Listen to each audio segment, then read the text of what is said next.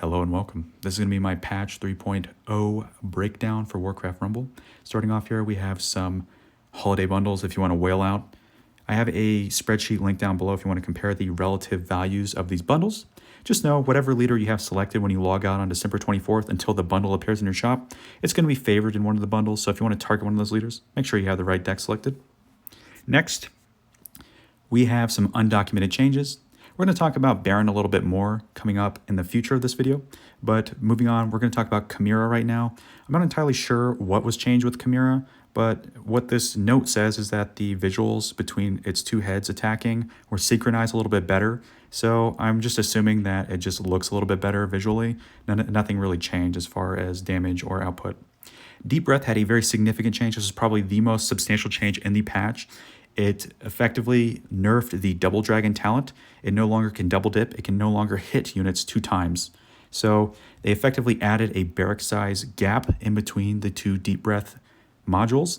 And so you can't hit the barracks anymore 2 times. It's kind of a big nerf for PvP and hitting units like Huntress in general. Next, there are just a bunch of general nerfs for a bunch of PvE encounters and makes them a little bit harder by increasing their range or bug fixes. And most notable among these nerfs was the Black Whelp Tunic Relic in Dungeons. They changed the timing of the Whelp eggs spawning from your tower and your barracks from 8 seconds to 15 seconds. So this is no longer like an automatic easy defense for anything. It's going to be a little bit worse of a relic overall. Next we have Documented Changes. Baron Rivender was nerfed from 15 seconds to 20 seconds on its Chill of the Grave talent. So those skeleton mages, specifically the skeleton mages only, will spawn at 327 on your towers or meeting stones, and then 307 and 247 and so on for every 20 seconds afterwards. And this is in comparison to the skeleton warriors, the regular skeletons, the defaults. The other talents weren't touched at all. They still spawn every 15 seconds, starting at 327, then 312, then 257 and so on. Next, we have Blizzard, and Blizzard received kind of a sort of a nerf buff, more of a nerf than anything, but essentially air units can no longer move while blizzarded, but ground units can attack. So as you can see here, the Meat Wagon attacks my Tyrion in this little clip. Next, we have Cheat Death. Effectively, they made it a little bit more consistent.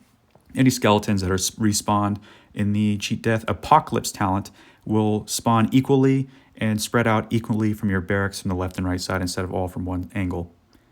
Next, we have the Dark Iron Miner. He was effectively nerfed his Gold Mine talent. It can no longer hit air units. It couldn't hit it before, but it would splash them if they were in the radius of it when it went off. Darkspear Troll got a pretty significant buff overall. Its headhunting talent wasn't working. It could only stack 1 time. Now it can stack all the way up to its 5 times. And here is some footage of it being stacked maximum with Sylvanas' Fury talent, the Bloodlust from the Execute, and you can see he's really popping off and just attacking incredibly fast here. Machine Gun Troll. Next, we have Frostwolf Shaman. They buffed the Earthwall Totem, so it's a little bit more consistent in place. Griffin Rider got a bug fix. Maiev got a massive nerf, so she no longer does 3 times damage on a Remorseless when she kills a unit.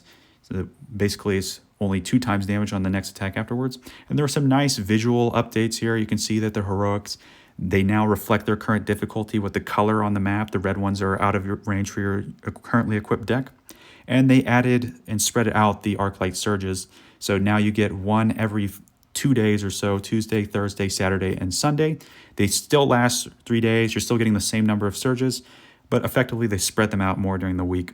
They also added this bonus level indicator. If you tap levels, specifically the little bar, experience bar on your units, you can see how many levels are being added to your units. And they've documented some notes officially for Blood Mage Thanos, who had a 10 damage buff from 140 to 150. They added 10% health to Grommash Health Scream, so he's a little bit tankier. They also buffed Plague Farmer's range. The talent for splashing pumpkins actually works now, and he now outranges towers. They buffed that about 3 days ago. Chimera's stat sheet is now currently reflecting his DPS more accurately, and they made Defias's Bandits' lockpick ability no longer grant the bonus gold if they steal the chest after the Defias Bandits open, like Safe Pilot crashing into them.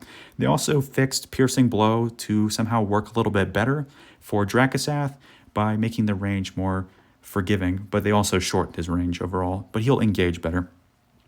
So I think these patch notes reflect that the Blizzard devs are listening and they are trying to adjust the game and make fixes where they can. I think this is a great first step, and I'm curious to know what you think of all the changes. I think that the Deep Breath and the Baron changes are definitely reflective of some things that were probably needed in PvP, but I'm really interested to see how they actually play out and how the balance is impacted. So what do you guys think is missing? I'd love to hear.